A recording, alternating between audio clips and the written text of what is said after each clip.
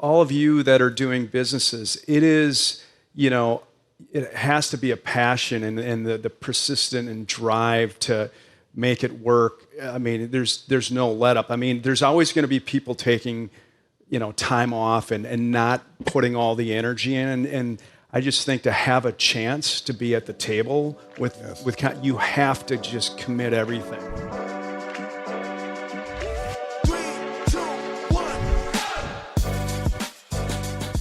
So the next two people I'm going to introduce you to are entrepreneurs, and they built one of the fastest growing popcorn brands in the world.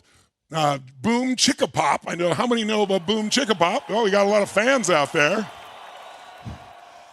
So this couple, literally, they began with nothing. They began with spending about $8,000 or $10,000, as they'll share with you, to get this little device. Thought they're going to sell popcorn on the weekends so they could find a way to really take care of their children's college education. In fact, they've started beforehand, 6 months beforehand, they got the idea. They came to my Unleash the Power Within event I just found out. I met them backstage, and it really gave them impetus, they said, to really get going. So they built this. We're going to take it on the journey of how they built it. And then for the first 8 years, very similar, they didn't make a dime. They didn't take a penny. Angie, the wife, was still working as a nurse so they could pay for their rent, and Dan's working around. They're both working around the clock. She'd leave nursing together. They go on the weekends in freezing cold in Minnesota in a tent, cooking popcorn, at sporting events.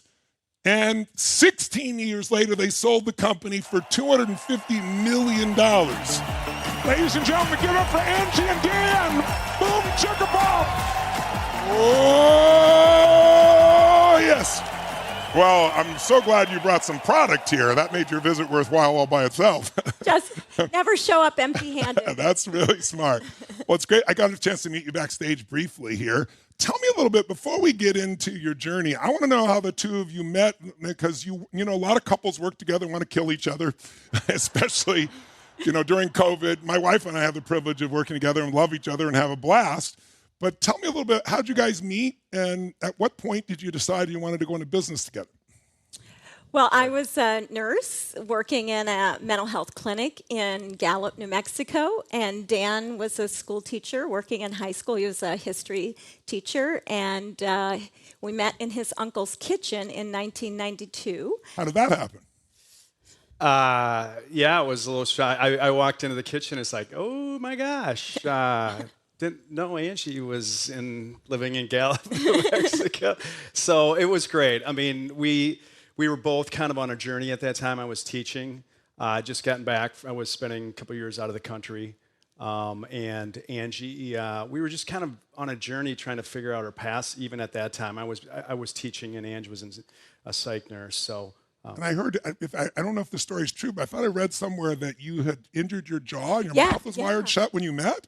I was wired shut. I had fainted and fell flat on my face, broke both condyles, and I was wired shut. And I didn't have an insurance at the time. I had just finished grad school, and it was sort of my first job after that. And I made a deal with the hospital to work off my bill, so I stayed there and worked in Gallup, New Mexico. And so the social worker that was on my unit was good friends with his uncle, and he said, you should come over to this house and meet my friends. And so I went over, and I was, talking like this with a wired jaw. And he said right away, oh, you broke your jaw. I broke my jaw in college. He was a baseball player and had taken like a ball hit to his face. And so we had something to chat about. I felt for Angie. I understood what she was going through at the time. Yeah. So I can imagine trying to eat more liquid foods and things of that nature. Or a straw. A straw. A straw, yeah. So you guys connected from the very beginning. Yeah, over trauma, right? Over trauma.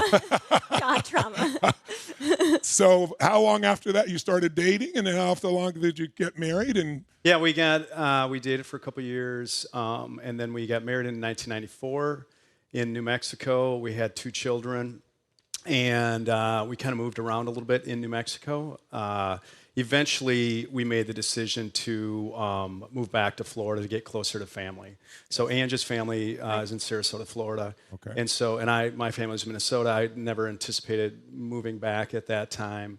But yeah, we And you started, I understood, is that when you started your first business, was here in Florida? Did you do that business together, or was it just one of you?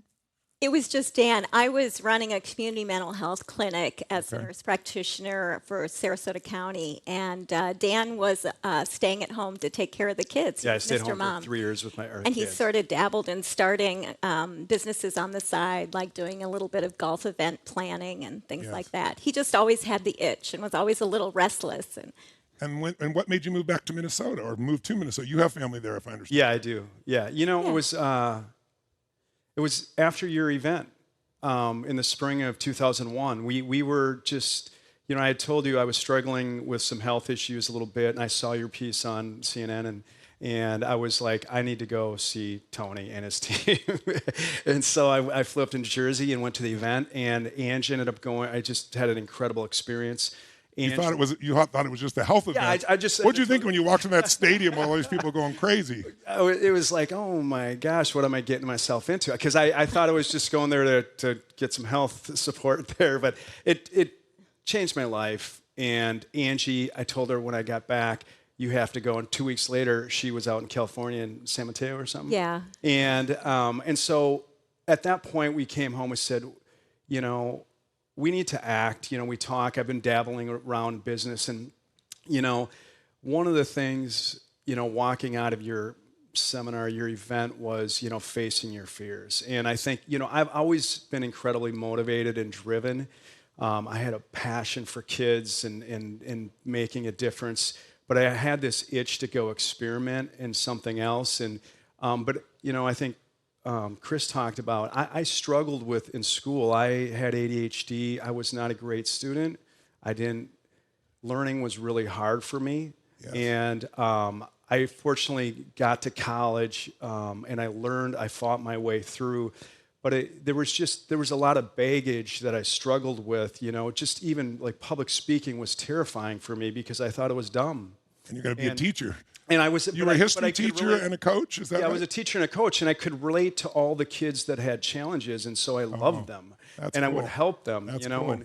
and so. But when it got to on the big stage or something where I had to present, it was like, oh my gosh, I'm not going to be able to do this. And so when I went to your place, your event, it helped me like, okay, I need to work through this. It's not going to happen. I need to hold myself accountable, and there's going to be train wrecks. Yeah. I mean, that's what happens, right? I mean, yeah. and we're still working. I'm always working through it still today, so. Yes, that's part of life. Yeah. And then, Angie, you were great in school, I understand, though, weren't you?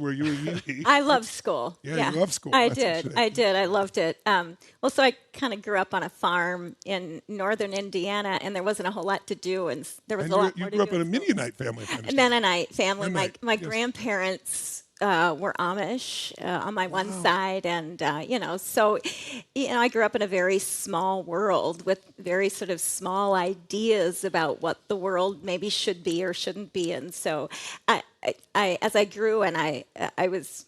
I got a college education and I became a nurse, and I just longed to learn, and I just kept trying to learn as much as I could and experience as much as I could, and eventually got to grad school, and it was exciting for me, and then just meeting Dan, his compassion for me and my broken jaw, was that's just beautiful. Yeah, it was lovely. And he was so kind, and we just kind of immediately connected and complemented, his skill set and my skill set. And we just, part of what happened when we started getting this business going is we just wanted to do something together. Yes. And we just wanted to do it with our children to sort of teach them, and because we both learned through experience, and we just wanted them to experience it with us. And that's kind of what motivated us and why we started, popping popcorn on street corners, because it was pretty simple, and we thought we couldn't mess it up, and we could do it together.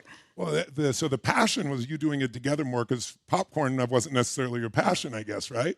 Not I read your mother made popcorn on Sundays, but it wasn't yours. That was My Ange, mom, yeah. we ate popcorn on the farm, every Sunday night. But it wasn't a passion necessarily. No, we were trying to get started on something. I mean, it was like I could still teach, Ange could still work in psych, and we could do this on the weekends in the summer where we would just travel, set up our tent, popcorn at the fairs or at the Minnesota Viking games or what have you.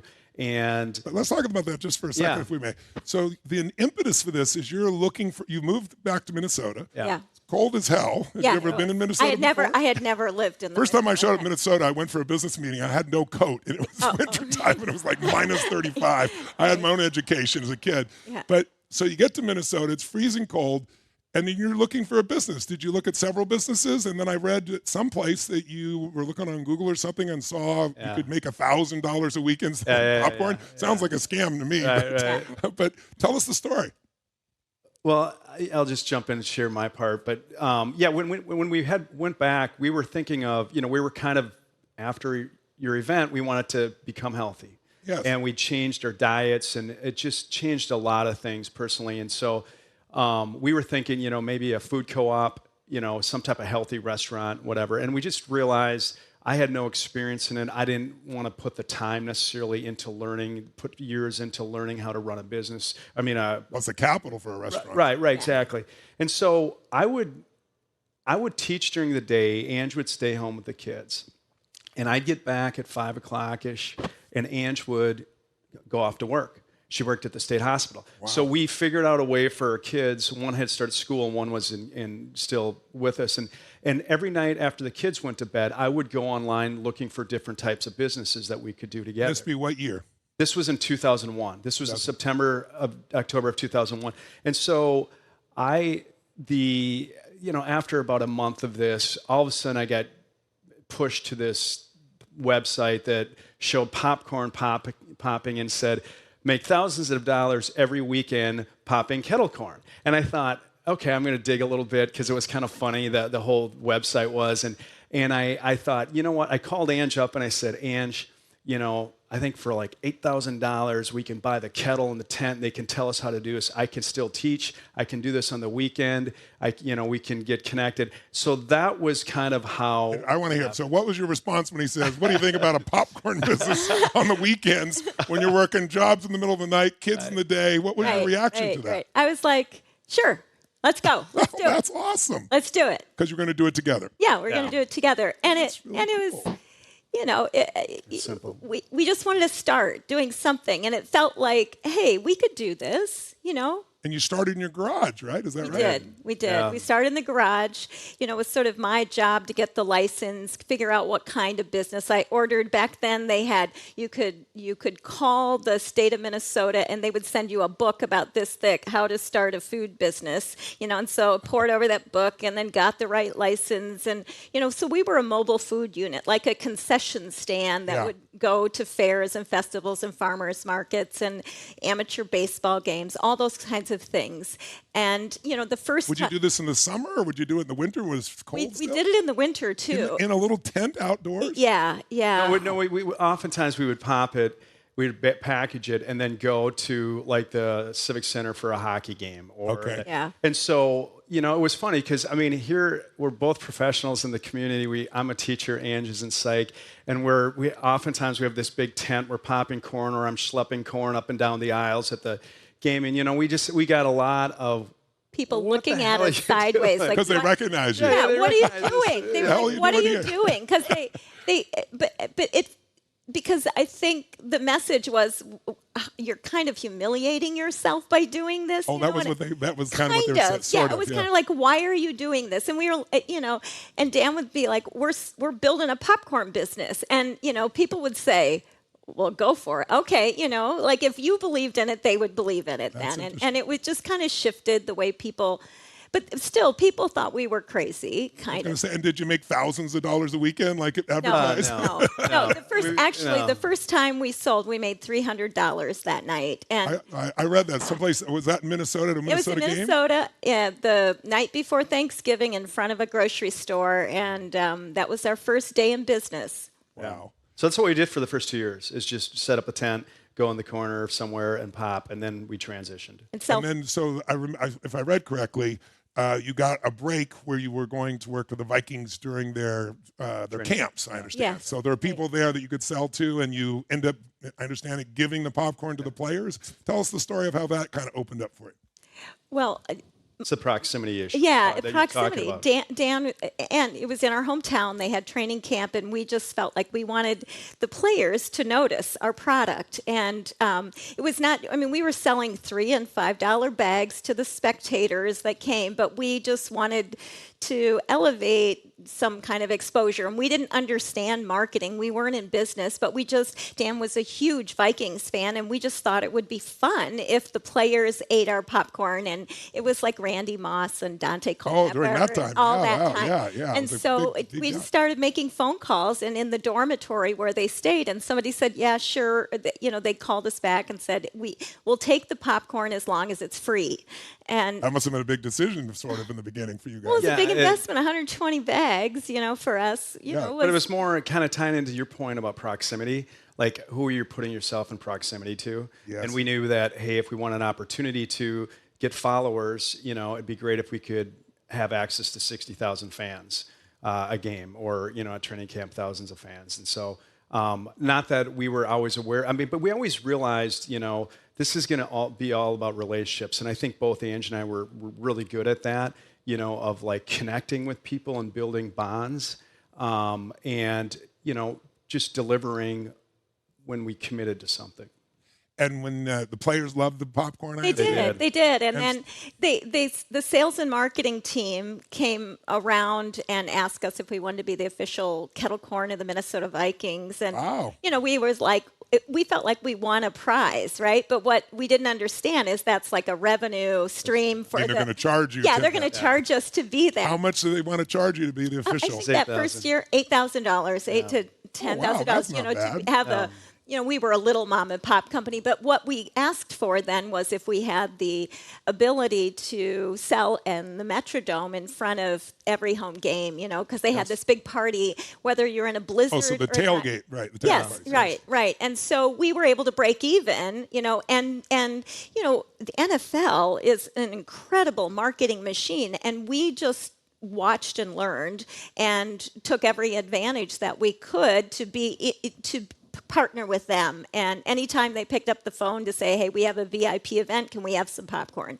And we would say, absolutely. Over deliver always. Yes. And now I read, is this true that you didn't take a paycheck? You work continuously to help Right. pay the bills. Right. You work continuously with the business. You work continuously on the business besides the psych nursing. Right. And I read that you didn't give yourself a check for the first 7 or 8 years, and then it was like $500. Or Yeah. what's the truth in that? Yeah. Is that right? That's exactly. So 7 or 8 years, you're out freezing your ass off, delivering popcorn, and did you just keep putting money back in the business? Is that why? I mean, any money we made, whether it was on the, because, we transitioned, we were still an outdoor mobile unit for the first 10, till 2010 and 11. But in 2004, we transitioned to packaging it. Yes. And wholesaling it out to retail outlets. Okay. And so that's what changed after a couple of years of just doing outdoor events. It was like, I don't know if I want to do this for the rest of my life. I can imagine. We did it as a marketing tool, outside of grocery stores, where we built a team up that would go around and doing that. But yeah, any money we made went back in, and we were fortunate that Ange was working that could help us pay the bills, and we still didn't really have any inkling. I mean, there was a situation in 2005 where someone was interested in buying it, and we were probably $250,000 business, and it was like, you can have it. but it fell through. I'm glad you didn't do that. Exactly. Yeah, no. So we just kept being persistent, and we kept growing and kind of learning on the job. And Ange was an incredible. She was working all day. She was helping with the kids. She was working all night. I mean, it was just, anyone who's, all of you that are doing businesses, it is, it has to be a passion and the persistent and drive to make it work. I mean, there's no let up. I mean, there's always going to be people taking, time off and not putting all the energy in. And I just think to have a chance to be at the table with you have to just commit everything. And I read that in the early days you had some people that you hired that were really kind. You both are really kind human beings. It seems to be that's part of why your relationship flourished in the middle of all this intensity and difficulty. But did I read correctly that you had like a couple that came to work with you and you said we can pay them $8 or $4 Oh, an yeah, hour. yeah. Well, They were tell me a little bit about some of the early employees you had initially. And then one more thing, Angie. Yeah. I read that your dream was if you could get on the state fair, and they turned you down Right. before you got any real retail. Tell me a little about the early days of the people, and tell me a little bit about how did you discipline your disappointment? Because, business is full of disappointments in the early days. Right. Well, early on, every bit of money that we got from the business for any sale we put back into the business, and very quickly we had opportunities, and what we did early on was say absolutely yes to every single opportunity. We then said, let's figure out a way to do this. So in 2004, when we got this opportunity to go into grocery stores, we quickly pivoted. We found a commercial kitchen. We bought some new equipment. So now we're going farther in debt, instead of, kind of realizing, hey, where's this college fund money coming from? It's going back into the business right now. And we hired a bunch of college students part-time to help us pop. And then we had one of the baseball coaches from the local university. He was a third grade teacher, and his wife had just retired. And he was just a crazy, funny guy. And full of energy, and they said, we just want to work together, and we see how you guys are working together. Can we do something to help you? And Don and Jeannie, we said, sure, come, you can do demos for us, because that was part of our sort of plan is to To go to grocery stores. Grocery stores, and we were the Give people people standing at the sample table, saying, hey, try our product. This is who we are. Okay. And so Don and Jeannie started doing that for us, and then delivering in the back of the stands and back of grocery stores, and we couldn't afford a salary, obviously, and so they said, well, we're happy to do this for free, but if you have any way to pay us, that would help. And we said, well, we can afford $8 an hour for both of you. And they did. And they did, because they wanted to do something together. As the business progressed, and we built the business, we began expanding distribution, we took on private equity, we built an equity pool. They got equity in the business, and that's we wonderful. and we were able to pay them back in ways that Multiplied many, many times. Yes. Tell me about the fundraising along the way as well. I read, again, I don't know if these are all accurate. Sometimes they're old wives' tales. I want to make sure they're accurate. But I read that you went to like a babysitter of yours and said, can we borrow some money? Tell me a little bit about the escalation of money. And I also know at one time you're about to go, as I understand, you're about to have a real breakthrough going to Trader Joe's, but you didn't have the money for the order that they wanted. So before you tell me Trader Joe's, tell me a little bit about the early fundraising you did, where it came from, how you did it. Well, we used 0% credit cards to fund the first part of the business. And we just kept kind of going deeper and deeper into debt. And then we had a family friend that gave us a $50,000 loan to pay off those at 8% interest, which we were doing as we started getting more traction in grocery stores. And then we needed to build out a plant, and we needed to invest in the equipment. And it was around 2007, and we were in a small town, and there were community banks, and we had, I don't know how many. Were they ready to loan you money? No, oh God, no. They never loan you money when you need it, only when you don't need it, right? But we had this plant already getting built out, and we had already sort of moved before we, just because, I don't know, this is part of what we've learned as entrepreneurs. You may be moving before someone catches up with you, and then you find a way to get those folks to catch up with you, including the banks in some way. And finally, we had probably 12 banks tell us no, they're not going to loan us money, and finally, one of our babysitters' dad was the branch manager in town, and we called him on Sunday night, and he said, yeah, come in the next morning. He sat down with us. He had an SBA loan officer there and the president of the bank, and really they started walking us through like kind of the data they needed, and we admit we weren't probably a good unrisky bet for them, but it was because of the relationships that we had that they took a flyer with us. And what did they loan you initially? I think it was about $1 million to do the build out. That's pretty big. And then a line of credit and we're But I operating mean, I capital. think, adding to what Ange is saying,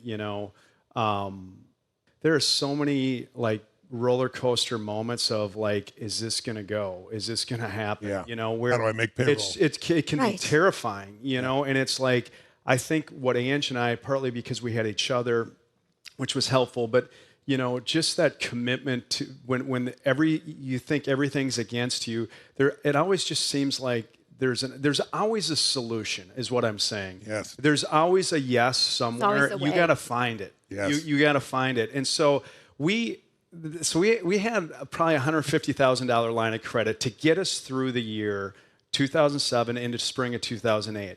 We had landed Trader Joe's. Okay. How did you get Trader Joe's? That's a huge Because account. they called the buyer like every day for 6 months. And So they gave you a deal just to shut you up, give you a Pretty test. much. yeah, so I mean, it was kind of like that. I mean, I was just kind of relentless and not obnoxious, but maybe a little bit. But I eventually got her in her office, and she said, "Yeah, Dan, I've gotten a few messages from you," but I was able to say. You sent her the product. I sent her the product, and then I overnighted of her bags. product the next day, fresh product, and she said, "You know what, Dan, I appreciate it. Let's talk." We were able to lock that in, but there's a process, right? It doesn't happen overnight. We had $150,000 to get us through the year to pay our staff. Wow. We had a new build out, $1 million, and so like How much business is the business doing at this point? the revenue-wise? business was probably doing about $1 million at that time. Oh my So there was a lot of pressure. It's like, so all of a sudden we're getting to Christmas time. They're signing off on it, but there's no guarantees. There's always, they wanted to come see our plant. We're a startup. And all of a sudden it comes down to the spring and probably March or April, and we're more or less out of money.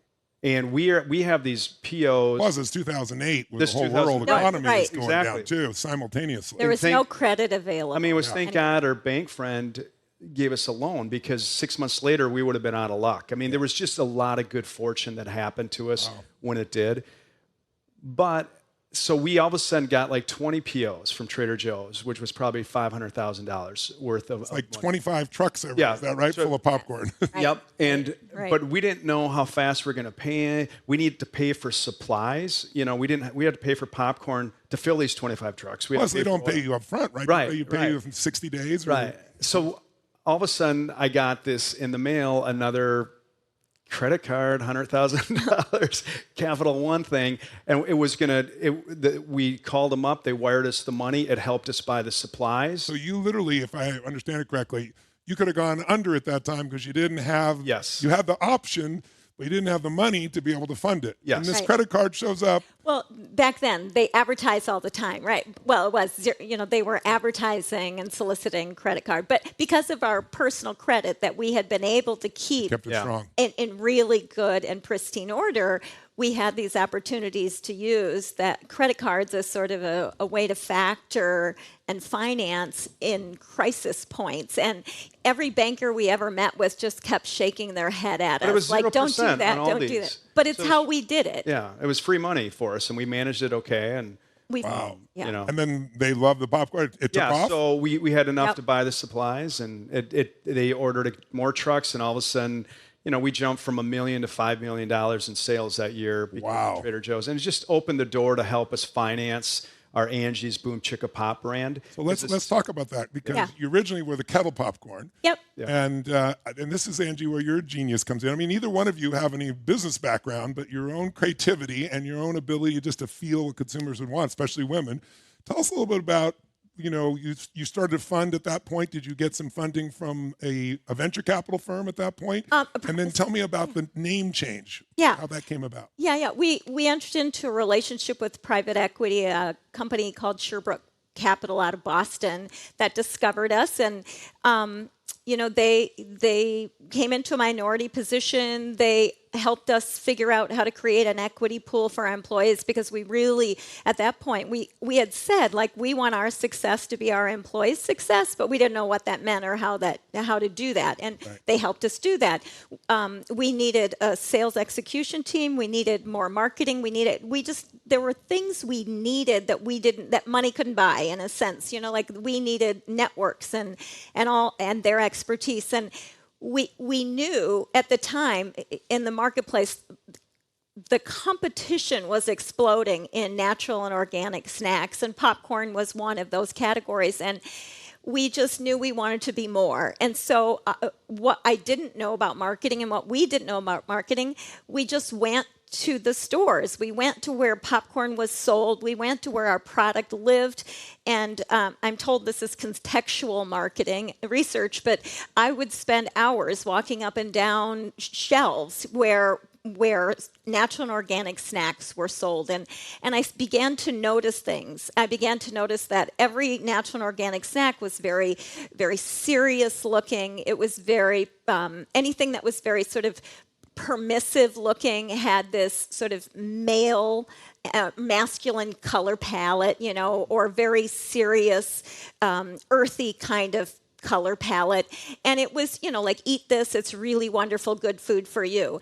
And then there were names like Orville Redenbacher yes, and there were all male names too. Yes, it was Vicks and Orville and Dale and Thomas, all those ones. And Harry and David. And Harry and David, all of that. And that's kind of why we named it Angie's, is in the very beginning, is just because I was like, where are the popcorn women? There's no women on the shelf. I love that. So Dan was like, well, let's name it your name. And I was like, so proud. There's a woman right there, on the shelf. But then when it came to like rebranding, we didn't have a lot of money for marketing. So our packaging had to do a lot of work. And what I really wanted was to capture people's attention. And that's why I was in the stores just trying to understand because you have 2.5 seconds to capture someone's attention as they walk through. And that was before people began shopping with their phones. And, and so we were like, how are we going to do this? And what I noticed also is that there were other kinds of positions of marketers and advertisers talking to consumers, like children, and it was playful and lovely, but the packaging that was what I felt like that was talking to women in snacks were about, we are obviously on a diet, so here is your food. And it was sort of reductionistic, I thought. Yeah. And I just felt like, hey. Not celebratory, not enjoyable. No, not full of energy and empowerment and dimension. And, I just said, let's do this differently. Let's come from a position of empowerment. Let's celebrate, what I'm not seeing on the shelf, which is sort of a feminine color palette. Mm-hmm. And let's come from a place of respecting that person and their sense of self and empowerment. And let's create dimensionality in this. And let's, because I don't know, you hardly ever saw back then females in advertising that, or in any kind of ads that didn't present women eating as a moment of conflict or as a sexualized behavior. And I was personally annoyed by that. So I wanted to celebrate women and food in the same moment. And so we went to a creative agency that just said, help us do this. How do we come from, instead of, we can deliver the same product, low calorie, non-GMO, organic and or natural, depending on what the stores want. And let's just do it in a way from a position of positivity and empowerment. And let's do it in a way that people just stop in front of it and go, what is that? Yes. Let's respect these people, that they can read and that they might be curious and that we can elicit curiosity. And so this creative agency helped us do that. And when we rolled out this yellow bag in 2012, and within 4 months, it became our #1 selling SKU. Wow. Yeah. What about the name, though? What were some of your options that they came up with, and how did you end up with Boom Chicka Pop? Well, we had, again, a creative agency, a marketing agency help us with renaming, because we wanted to be more than kettle corn. So, and I'm going to say, I've never said this in public before, but one of the things that I remember about Unleash the Power Within is you talking about hitting all the senses. Yes. You know, like it immerses you in that experience. It gives you like the sound, the smell, the taste, the sound, all of that. Yeah. And in my vision for what a package could be, I wanted to hit all the senses that I could. Yes. That was on the shelf. And Boom Chicka Pop kind of achieved that in terms of the name. It was almost. What were your options, though? I'm curious. Yes, they by were really comparison. boring. They were like she popcorn, or just like boring names that were kind of. It had no energy, actually. Yes. And this one, we had this young team of very brilliant marketers, and they came at it with Boom Chicka Pow Pow was the first one. Yeah. And we all started laughing, and there was immediate energy in the room. Yes. And then these were the days when we all like worked in one table. Yeah. In one small office, and we had a business analyst at the end of the table eavesdropping in our meeting. And when these young marketers left, he goes, Boom Chicka Pow Pow is 70s porn. and we just said, okay, we can't do 70s porn. But and by the way, how do you know this, TC? Yeah, how do you know it's we were like, so we kind of had a good laugh. Question. Yeah, we had a good laugh about that. And he said it was because he watches Friends, and Friends, they were always teasing the women of Boom Chicka Wow Wow. That was anyway. a good excuse. Yes, right. So we just said, there was immediate energy in the room. There was people talking about it. We were laughing. It brought energy. So we just said to the creative agency, fix it, connect it to the product in some way. So they came back with Boom Chicka Pop. We launched this from start to finish in 6 weeks, product, everything in order, and launched it. And that's was the the story. was the Chicka an honoring of women in a playful way? Yes, absolutely. Absolutely. It was really like cool. reclaiming, the energy that's associated with it. When that happened, it changed our company went from is it going to happen to how big is this going to get? Wow, it was that big a change. Yeah. Well, my mother-in-law, I was speaking to her last night, and I told her you guys were coming, and I was going to be interview, and she's 81 years old, young, and she got so excited. She goes, "That's the only popcorn I'll have." And she goes, "If anybody gets the popcorn and they bring something else back, I give it away." She says, "My only complaint is I guess she likes the white bag or those cheddar stuff." Yeah. She goes, White "They cheddar. don't have it in stock. It's always sold out." She says, "I'm always searching for it." But she made me say, "Please tell them how incredible their product is." She goes, "I probably eat too much of it, but I love it so much." Right? She was literally euphoric on the phone that I'm going to have a conversation with you. So that's the kind of energy that I hear when I talk to people who use your product. It's amazing. And it's popcorn, right? Like it's popcorn. And we've talked about like the design and how we didn't invent popcorn. Yeah. We just saw something in the marketplace, and we were delivering to consumers that were looking for snacks that were, a little less calorie dense and, and a little more. Popcorn is a whole grain. We funded some organic popcorn research out of the University of Minnesota so we could learn as much as we could about it. And, we learned a lot of really good things. It's a pretty good snack, and we felt really good about feeding our children this, and it felt congruent with us in terms of our lifestyle, and to hear other people like are passionate about it, enjoy it. Beyond passionate. Like downright excited, like rooting for a baseball team or a football team or the Vikings. I read, and is this true, that the first 9 or 10 years, you had your cell phone on the back of the package here for anybody who had a complaint or a concern? I did. Tell us about some people calling your cell phone. Tell us about that. And what did you learn from that? Well, I knew that if we wanted to have a chance, like I wanted to kind of set a tone and just say, if there are problems, I want them to come to me, because we were still small at that time. Yeah. And I wanted to make sure they were fixed, because I knew that I could take care, because I knew there were going to be problems. I knew issues were going to rise for this and that. And I kind of wanted to set the tone too for the rest of the staff, how we're committed to service. There was things that we hammered all the time. It was like, great product, great service. This is how we're going to live. We are going to produce the best product. We're going to have incredible service. And I think just in the beginning, it was like I wanted to kind of figure out how this works. Like, okay, how many calls am I getting? Who's going to take care of it? And eventually, we were able to build a team to manage that. But I was able to kind of have clarity on this is what needs to be done because I've been getting calls. I mean, I'd get calls a lot. Like people, I understand people be at the store and dial the number and ask you, like, is that how you guys got gluten-free and non-GMO? Yes, Is that yes, what I understand? absolutely. Moms would say, is this gluten-free? And they're calling you directly? Yeah, I mean, at times that happened. I mean, all kinds of, not crazy, but it was, you don't have enough salt, or we want more salt. Or, I mean, it was direct consumer feedback. And this was before social media, right? Like, so this was how we got close access to the people that had questions for us about the product. Wow. And, it could be a trucker looking for a dock time. It could be a consumer that had a complaint because they like their popcorn saltier. It could be a mom with a question like, is this certified GMO because I have a child that has an allergy and I just need to know. And you were one of the first. Were you one of the first non-GMO? This one was the first branded non-GMO popcorn in the marketplace. Wow, fantastic! So you're first as well. So now you got a new brand, a new name. It's no longer a question you're going to make it. Things are taking off. What year is this? 2013. 13. Okay. And tell me where do you go from there? And how did you divide labor? Because the business must be growing geometrically. How did you guys divide the labor at that stage as well?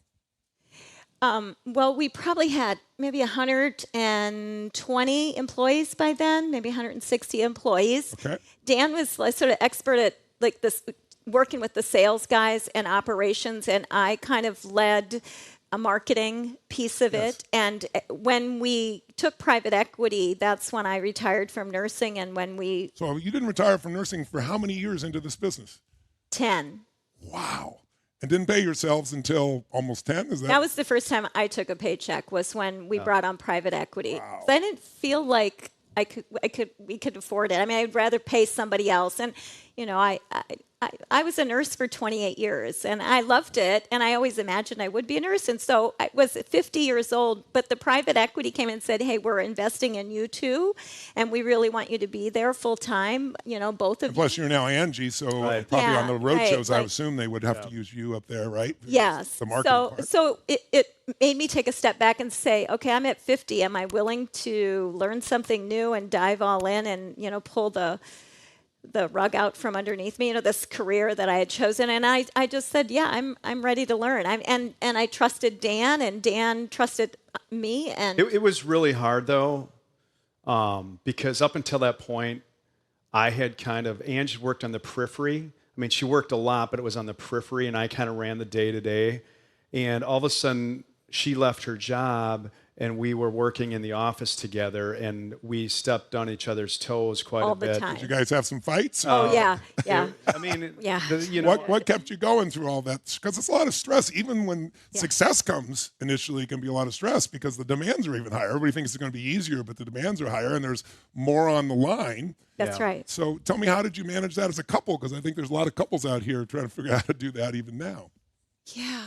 It was really hard. It was hard. Really hard. What kept you together? Because a lot of couples will build a business and then they split, and you guys didn't split. You built a business and came closer together. Yeah. I think we did our share of fighting, for sure. There was a couple times I think our assistant just came and closed the door because we were yelling too loud, in the office. And, I think at the end of the day, and I'll speak for myself, we had an ultimately trustworthy relationship and did trust each other and loved each other, loved our children, kept remembering why we did this. We're doing this for our family and for our children. And then I think we just kind of would take time outs kind of from each other and just kind of cool off or, and come back with a straight head. And not that we ever really got our head on straight completely. But, we just kind of said, we'll just need to get through this. We'll just need to get through this. And we'll find a time where maybe we can, it be a little bit better when things aren't as stressful. I mean, we talk to couples a lot. We talk to startups a lot.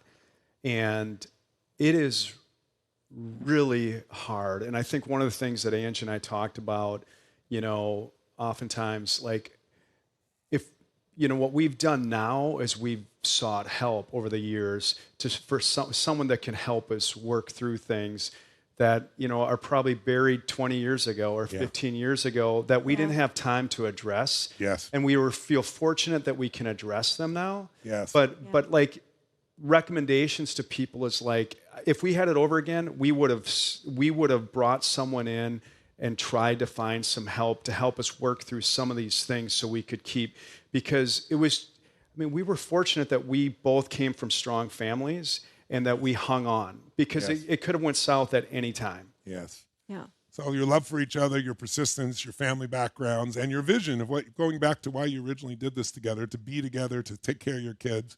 And so tell me, did you go to more than one VC, or did you go to a second larger VC? Yeah, so the Sherbrooke Capital Private Equity, which is a small shop private equity, their investment thesis was, to double growth and look at 3 to 5 years to sell to a strategic.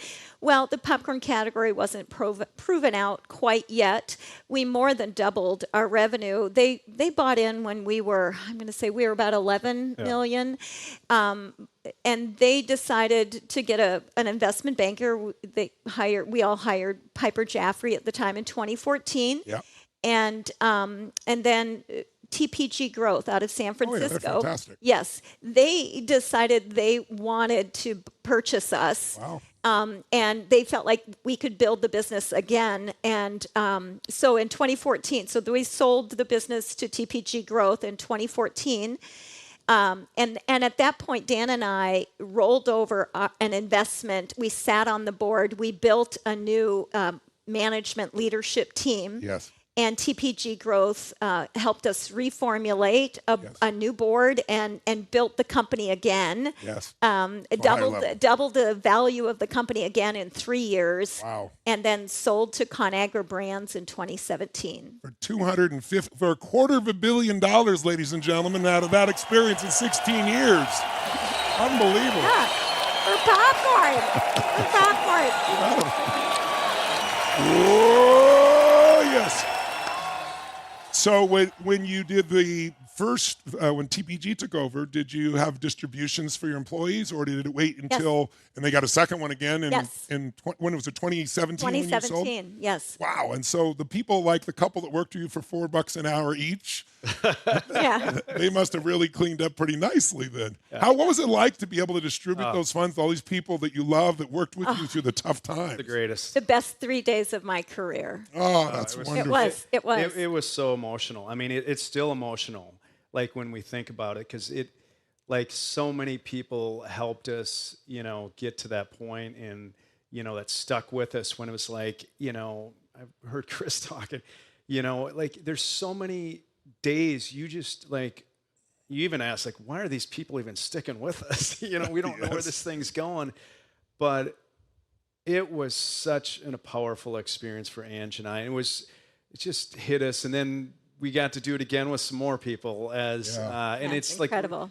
Giving is like the greatest. We tell our kids all the time, it's like, there's nothing greater you can do than give. You give a secret smile, to living is giving, give a door, open a door. It's just, it helps the soul, right? Yeah, it really does. Trust me, I understand. It's the most greatest gift in the world, especially when those people have been with you through all that time, and pushed with you like that. Yeah, well, when the deal was getting close, and you never know if the deal is going to close until the actual phone, all the lawyers sign off and they hang up, and when that happens, the first time it happened, I just started bawling. Because for the first time, I knew we weren't going to lose the house. The first time, wow. That our kids are going to go to college without. Hell, you could buy a college. What the hell are you talking about? No, the first time. And it was such a relief. Because it's a marathon. That feels like you're running at a sprint pace, actually.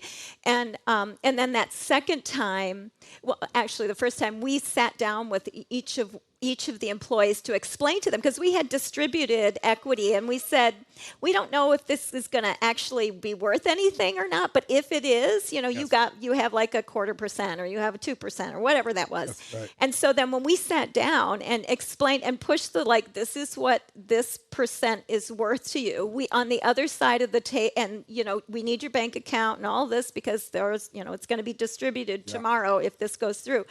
People on the other side of the table just broke down. You know, they just like, and what we said, it just kept ringing through my ears. What we said earlier is we wanted our success to be our employees' success. We didn't know how, we didn't know exactly what that meant, but we put that out in the world, and it happened. You know, it just happened. I think tying in with what Ange said, you know, like, you know, getting people to commit to your business as much as you do is the hardest thing. Like getting buyers, getting brokers, getting distributors, getting employers. And what do you do every second of every day to get your team to connect? You know, what relationships are you building? What are you doing in your offices, in your plants? What are you doing with your brokers so that they are like as passionate as you are? And it is so hard to do, but that's I think a huge part of why we had success is we built these incredible relationships and we committed to them everything, you know, and they committed back. And, you know, that's what happens then when they commit back. We commit all of a sudden this incredible day or a couple days of like, you know, joy. Life-changing. People were just joyful. Yeah. So you know, beautiful. yeah, So it was so good. It was so good. I'm fortunate to have several companies, but my original company is an ESOP, so all the employees own the company. And you know, we have people here now that work in the mailroom that get $2 million. You have people that are getting $20 million at the time that they retire. It's one of the most incredible things.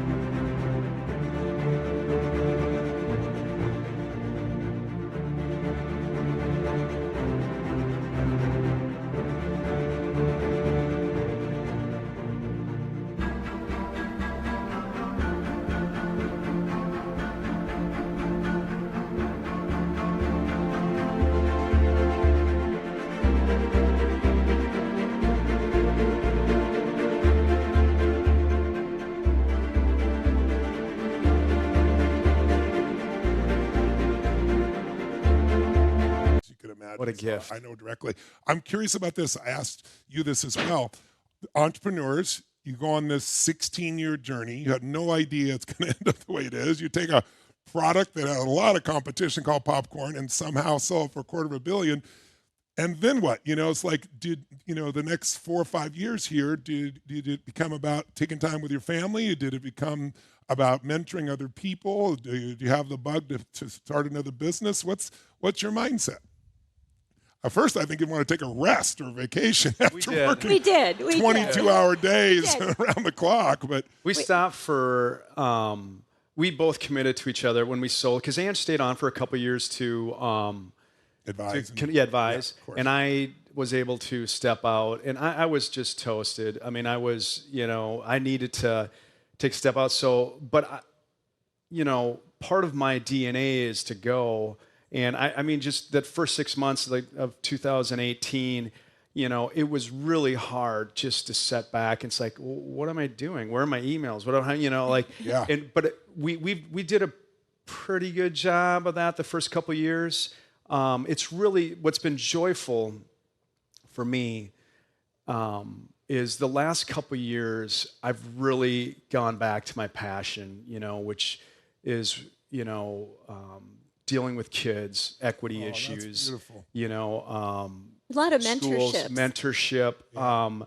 It's just like it does. It's not because I don't think either Ange and I feel like we can go back into the grind again. We always talk about it. You don't need to. No, but there's so many entrepreneurs like they can't help themselves, like, and myself included at times. Yes. And I think where I found my joy is just committing to what I was passionate about when I was a younger person and I had to step away. Yes. And it's awesome. We're in a great spot. Ange can kind of share her. Yeah. Well, I mentor women and entrepreneurs. We've Lucky women, lucky entrepreneurs. Well, I'll just say, I appreciated the people that were accessible to us, and we want to be that for others. Yes. I'm chairing a board of a food company called Prospera Foods, which its mission is to elevate, use the supply chain to relieve poverty. And so we're working with small shareholder farmers in Central America, and we're bringing products to market in ingredients like cassava flour that get sold to brands. And because we've been in the food business, we've been able to leverage some of our contacts to get, doors open and open up the U.S. market to people who live off of less than $2 a day. And that's beautiful. And so we're working in things that we feel passionate about, and then using our contacts and our network to elevate others. I think that's what, in whatever way feels right to us. You all three are such extraordinary human beings. You're not only extraordinary entrepreneurs, you're extraordinary beings. I'm touched by how much you care and how much you give back. All three of you, you're extraordinary. Can we first have a big hand for Dan and Angie, first of all? Stand up and let them know how you feel. Oh, yes. Let's do 3 questions for Dan and Angie, and then we'll do 3 for the 3 of you, and we'll wrap up if that works for you. Okay. All right, let's take 3 questions for Dan and Angie first. Raise your hand. You got a question? Let's somebody grab them up there for me if you would, and bring them on screen. Here we go. Give it up for Javier. Javier, where are you guys in the world? Miami, just a couple of minutes away. Here in Florida? Miami. Florida, Miami, give it up for them. What's your question? All, thank you so much. This is great. Hold on. I'm here with my mother.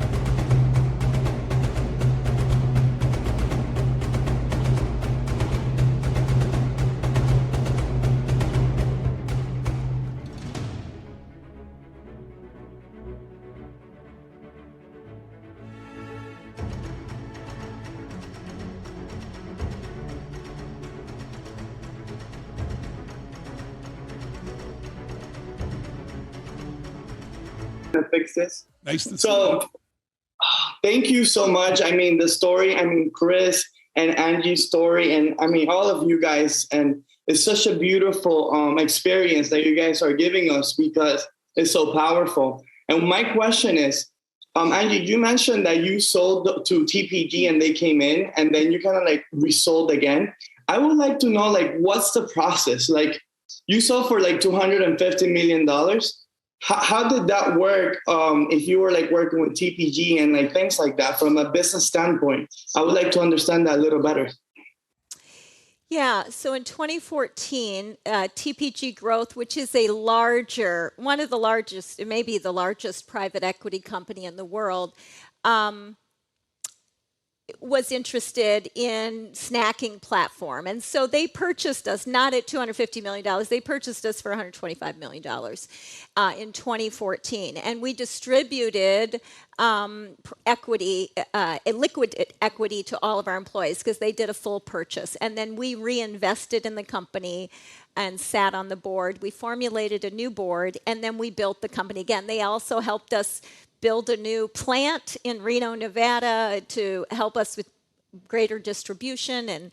And then we hired another investment banker. This time we hired Houlihan Lokey, which is a specialist in in marketing to other businesses as strategics, food and beverage, and they then marketed our product. We did the same sort of road shows you did in tech. We did to large food companies, and then there's a process, where I call it dating. Like you do business dating. You date these other companies, and you build a data room so that they can look at every piece of information and asset that you have, and then you kind of see if you're a good fit. And really, what you're building in that end stage is that intangible value and the brand connection that you have with consumers. And if they feel you have a brand that can live on beyond the founder stepping away, you've got a good shot of getting a strategic buyer. And how long did you continue to advise afterwards for the company? 2 years. 2 years. Okay. Yeah. Right. I'm still under a non-compete, so. Yeah, they don't want to compete with you two. Yeah. That's for sure. Give them a hand. Thank you, Javier. Let's go for another question. You're welcome. Yeah. Give it up for Aaron. Hey, folks. Hi. Aaron, where are you in the world? St. Louis, Missouri. St. Louis, Missouri, ladies and gentlemen. What's your question, Aaron? Well, first of all, thank you for sharing these great stories. Really encouraging and powerful. I'm just curious, one of the things that we've learned is to set goals, to really do some incantations about accomplishing those goals. I'm just curious, did you have a goal in mind of what you wanted to accomplish? Or did you say, I'm going to sell this business for $250 million? What goals or things did you tell yourself? And I'd like to add to that, if I may. I understood you had a dream at one point, like a Willy Wonka dream I heard about popcorn. Will you share that as well? Factory. Yeah, I mean, it's a good message to listen to your dreams. And, I write my dreams down all the time, everyone that I remember. And yeah, no, I think maybe Dan and I thought about things a little bit differently, but I think what this dream did is just kind of in my waking world. What was the dream? It was a dream that we had a popcorn factory, and it was kind of like Willy Wonka. But, it was kind of odd and quirky and fun. But I was like, oh, well, maybe we could have a popcorn factory. And this is when we were still popping outside in blizzards, That's so, awesome. It was my unconscious saying you could do something more, right? Yes. But I think for us, in terms of goal setting, I mean, there's a lot of material in your brain that can lead you in directions, and that was maybe one piece of the information that just said, hey, this could be more than you ever imagined. And then I think Dan and I, we didn't methodically set goals until we had private equity on board. Yeah, I think, I never had any understanding that you could build a business and sell it. I just grew up, if we're going to do this, we're going to work hard and we're going to have goals. I mean, Ange and I would kind of set yearly goals maybe after we once got going, but it was all about how are we building the foundation? What are we doing here so when we get up to here and we have cracks, that the foundation is strong enough? And I think, for us, it was about, just empowering our employees and creating a safe environment for them to be who they are and to be great. And we were just conscious of that from the get-go. I don't know why. We had no business experience, but I think we were just focused on that. And then as time went along, when we heard that you could sell a company, we started kind of expanding our beliefs. But I think if you focus really on the foundation and organically what you want to do and where you want to get to, all the other stuff happens. It's focusing again, just like Chris was talking about, on over-delivering for the client. Yeah. What's their experience? How do I turn them into raving fans? How do I deliver more for them than anyone else in the marketplace? And then your world starts to expand as you see what's really possible. Great question, Aaron. Thank you. Give him a hand. Thank you. One more question for Angie and Dan. Here we go. Ariel Steele. Give it up for Ariel. Where are you, Ariel? Are you Ariel? I'm Kaylee. I'm Eric's daughter. I see that. Where are you guys in the world? We are in Colorado. Colorado, ladies and gentlemen. Give it up for Colorado. All right. What's your question? And may I ask, how old are you first, may I ask? I'm 10 years old about it. 10 years old. Give her a hand. That's awesome. She's 10. What's your question? My question is, how did you feel when you actually got the project out and you became like a billionaire? How did you feel when you finally sold the business? How did we feel when we sold the business? Pretty joyful. We felt relief in some way. Like it was like sending your child, like you raised your child to be successful and happy, and then you're sending them off to college. That's kind of what it felt like, and it felt like. Like you were ready to see your child soar in their own world and their own life. And so felt really satisfactory. I mean, in a way that we felt like we did our job. Great question. Yeah, very good question. Are you considering being in business yourself someday? Yeah. So me and my brother went to do a restaurant thing together. So That's very exciting. Well, congratulations. Thank Congrats. you. Give her a hand, everybody. Thank you very much. Annabelle. Give it up for Annabelle. Annabelle, where are you in the world? I'm in Michigan. You're in Michigan? Is that what I heard? Give her a hand. Very nice. Who do you have a question for? Oh, yes. Actually, all three guests. Okay, great. Especially, so it sounds like it's been a very long journey and quite difficult at times, especially for Dan and Angie, working together and fighting and as a couple. And I think, I don't know what I would do. I would probably walk away. But so we thought about that at a time. Yeah. So, but we kept thinking anything is possible. Right? That's right. So what is your why for, your purpose, or what is your why to keep going? What keeps you moving? What kept each of you going during the tough times? Yeah. Who wants to go first? We'll start down there. Chris, do you have it? Gosh, I think... 'Cause you had a lot of tough times. We've forgotten already by now for how many years. For me, it was I wanted something that would live on its own. I would create it and it would just keep going. And and if I could just go to sleep, I love the idea I could go to sleep and then just people would just use it. And that's what kept me going, is that I wanted that to. I had this vision for what it would be with Shazam, and there was always light at the end of the tunnel. And no matter how hard the times were, I was like, yeah, but if we just do this, if we just get that deal, there's always a little bit more light around the corner. That was it. It's just that desire to see it live its own life. How's it feel now to know billions of people, I guess would be a pretty accurate number, use your product every day of their life and it brings them joy? Yeah, it feels great. I think some would like a little more salt in it. But you didn't give them your phone number, did you? That's nice. How about for the two of you? During those you had plenty of those tough times. Yeah. What kept you going? I think for, our focus as we went along, so many people became reliant on us, for the job, and, what we were trying to do is offer opportunity to people to not only have a job, but to grow and empower them to be leaders in our company.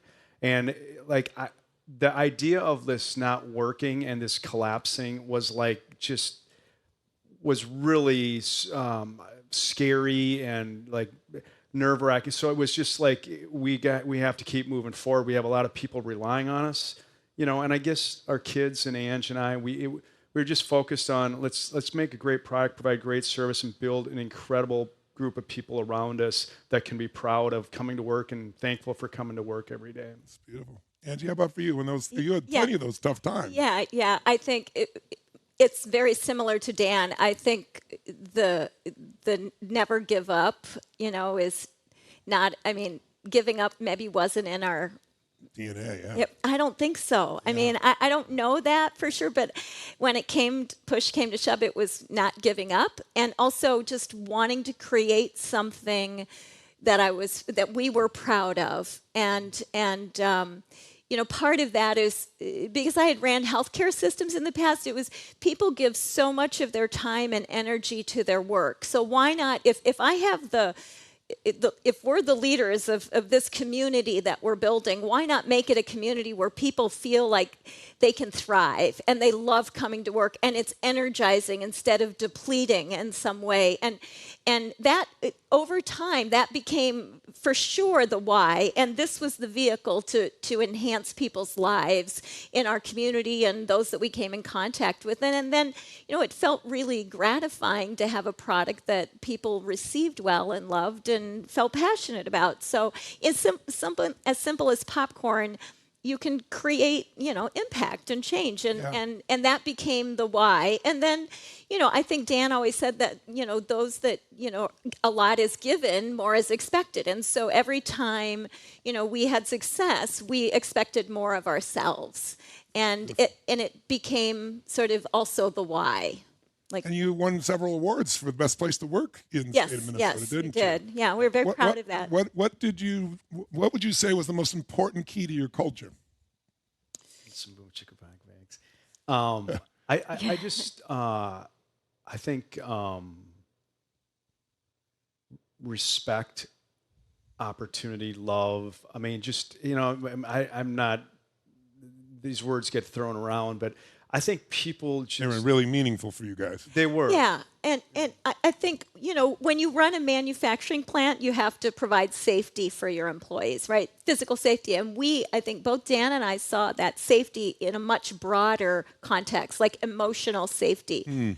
We hired a lot in southern Minnesota where we live. We had a lot of Sudanese and Somali immigrants that we hired and didn't speak the language.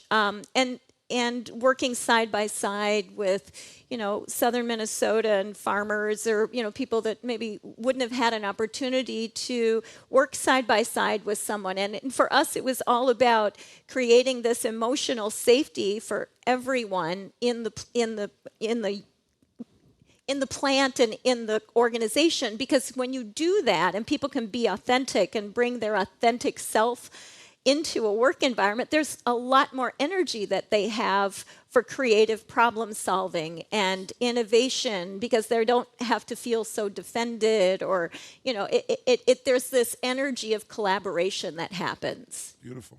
Thank you. Thank you for your question, Annabelle. 2 more questions. 2 last questions for all 3. 2 last questions.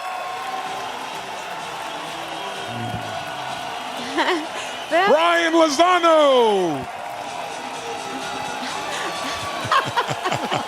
They're so excited. Brian, where are you guys in the world? We're from Miami, Florida. Miami, give it up.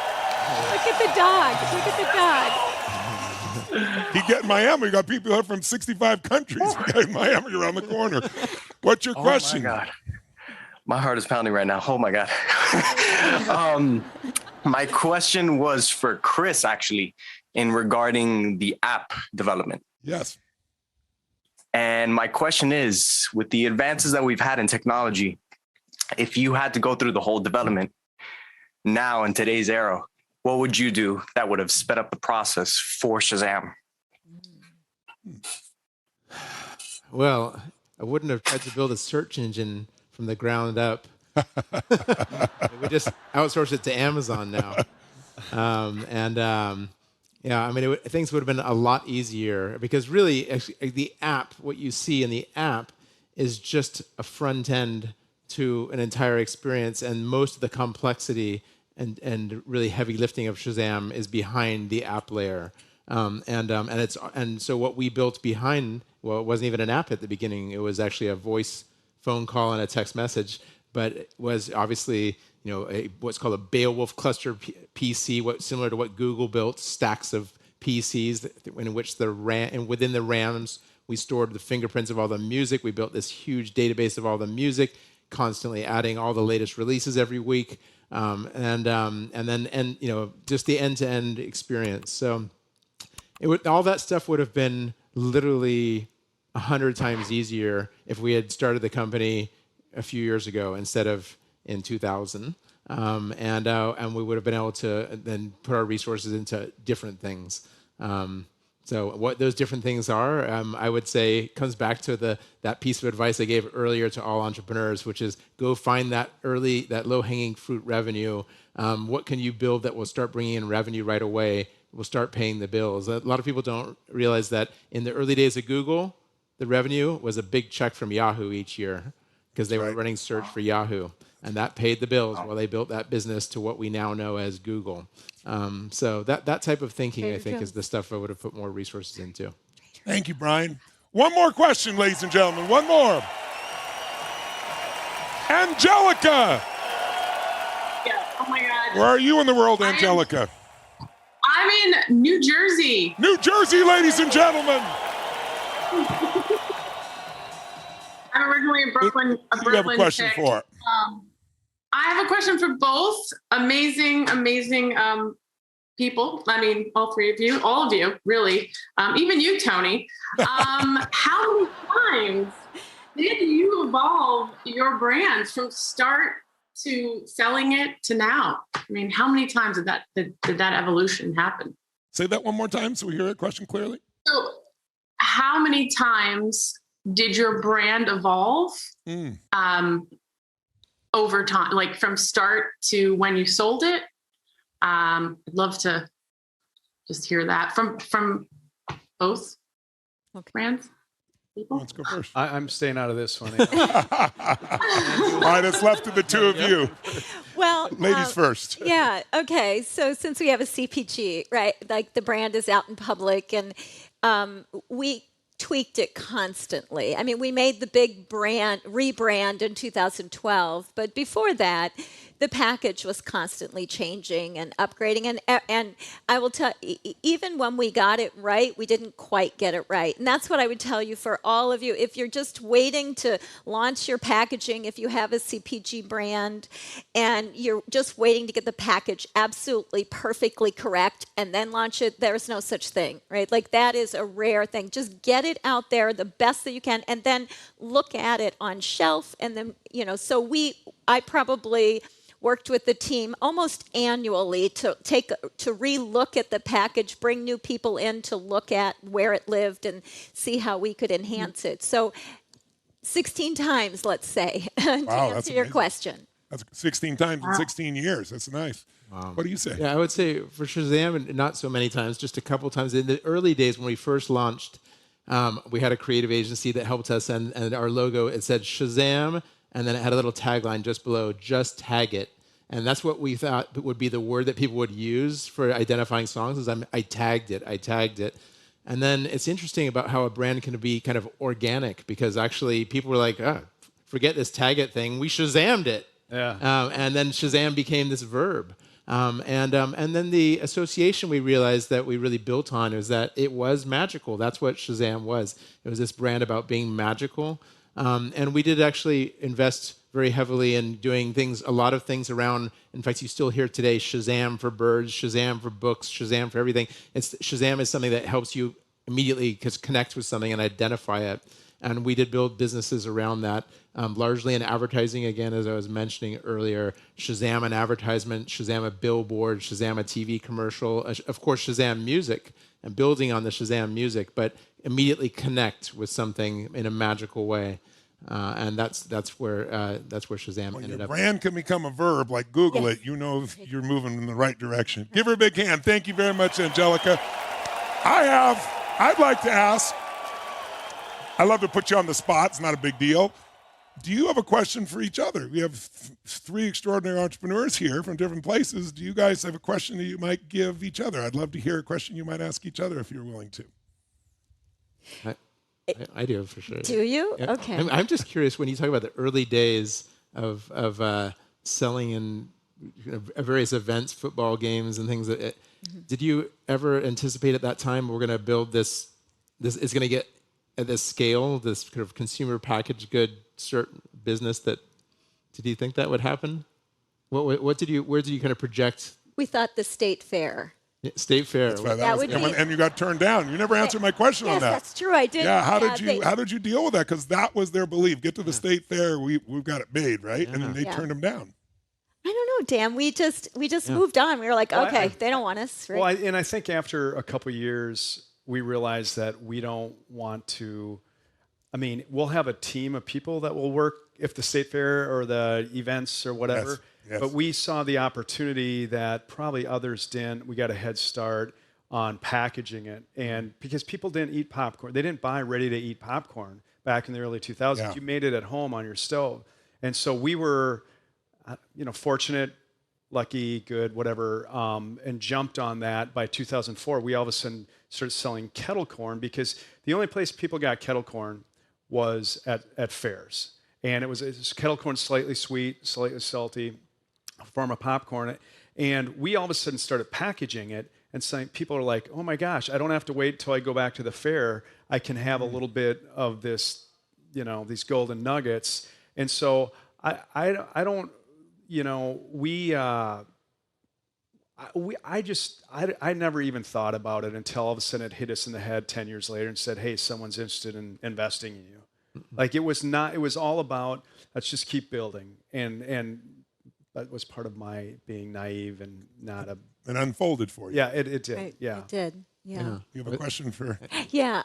Okay. So tell us what it's like to bring your son along with you now that what does he say about your business and how does he see the world through you and because of you? Because that's what I think for Dan and I it was about, how we bring our kids along. And that's, you brought your son with you. I did, yeah. He's here today. I'm a full-time single dad, so I've got to keep him entertained. Awesome. And I see these opportunities as just such incredible opportunities for him to sort of, because I mean, he often says, I want to be an entrepreneur one day. And I think that's such a perfect thing for him because of the ceilings he'll hit potentially with his limitations and that he gets from dyslexia and ADHD. I think it'll be great. And also because he's so creative and has so many good ideas and so much energy and so on.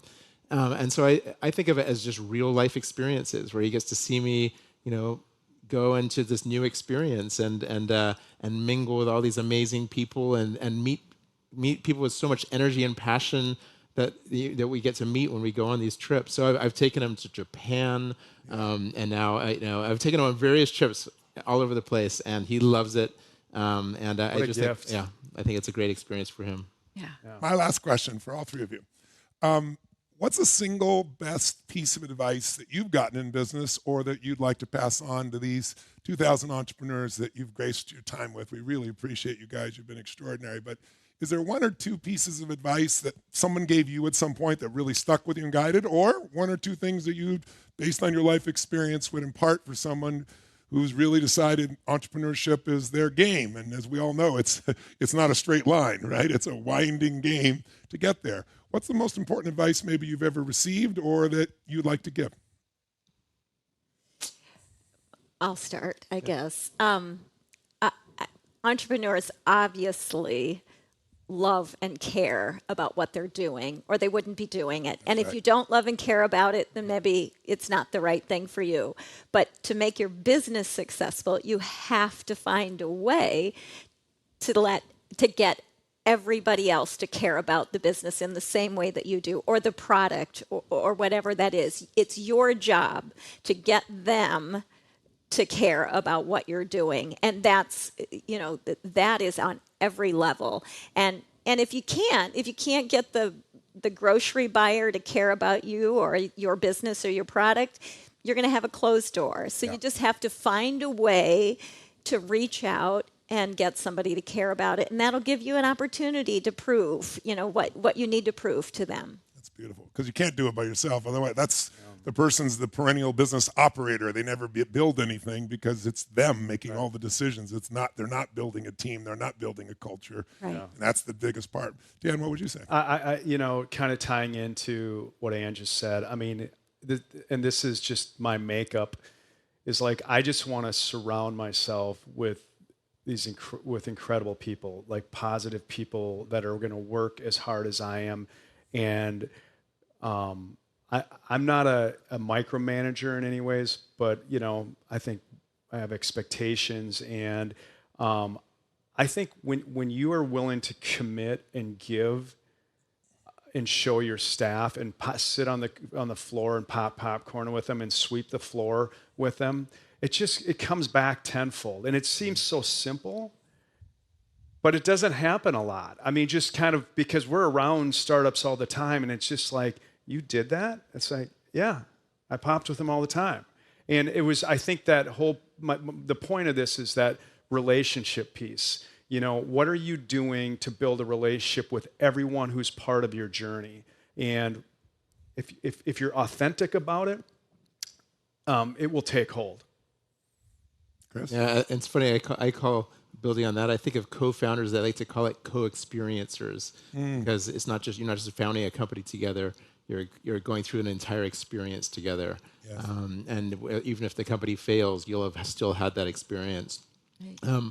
I think that my piece of advice that I would pass along comes back to what I said earlier about your secret weapon is your judgment. There's one venture capitalist, I think it's a benchmark venture capitalist, who says, he talks about non-consensus insights as being one of the secrets to success of a great company. And there's a quadrant, and it's on two sides. There's on a two-sided quadrant. He talks about good ideas and bad ideas, and obvious or non-obvious. And the secret is to have a good idea that's non-obvious. And if you look at so many businesses that happened, and even when you describe the branding of that popcorn, it makes me think of that.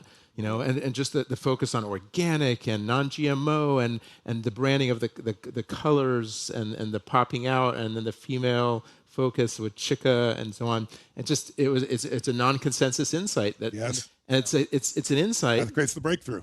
Great idea, but wasn't recognizable to all the other brands out there competing. And there's so many. If you dig into the successes of big famous companies like YouTube in the early days and Airbnb, almost all these companies, Spotify, you can actually find these non-consensus insights, or I also like to call them obsessions, where the entrepreneur is obsessed with one thing, yes, and it just wasn't obvious to everyone else that would actually later be looked back at as that was the key to success. And I think finding that for your own business that secret power of your secret weapon of your judgment is the thing that no one can catch up with, even the big companies. Chris, Dan, Angie, you have been so generous with your time. I'm so deeply touched by who you are, not only what you've accomplished. And we all thank you from our hearts and souls. Let's give it up for all of them.